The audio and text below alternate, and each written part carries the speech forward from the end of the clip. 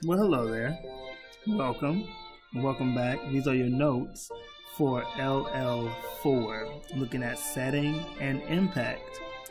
So, very quick notes. So we just launched into the first set of lessons to cover one of the essential questions, which kind of focuses on the ways in which setting can impact people.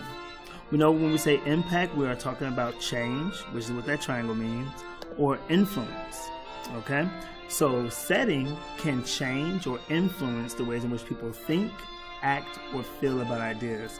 What we talked about is idea like, for example,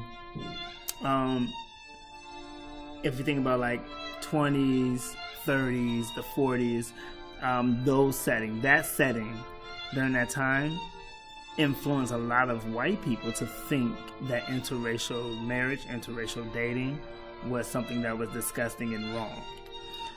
Or if we think about Chicago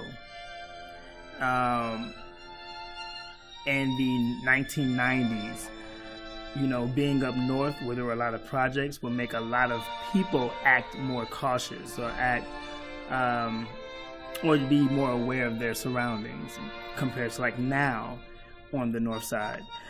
When we talk about the ideas, same thing, thinking about in the 60s and 50s, ideas around what a household looked like, women at home, men at work, versus now, the ideas around household that can look like a lot of things.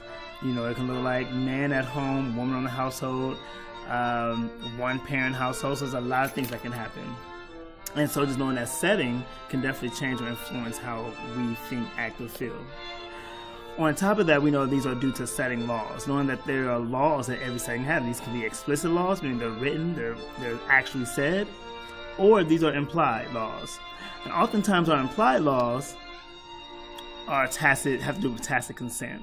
When people just show their obedience, they show their agreement to something by staying in that particular place.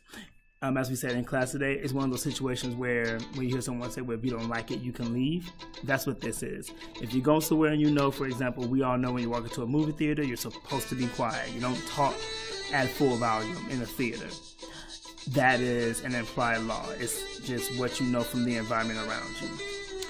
And so that's pretty much all the notes we have today. So just understanding that as we read the glory field, thinking about how are these settings impacting these characters. When you are living when Levine's in 1930 Chicago, what are some laws that are happening during that time? And how are those laws impacting how she thinks, feels, and acts about things? Because there are things that are definitely there. All right, so that's it.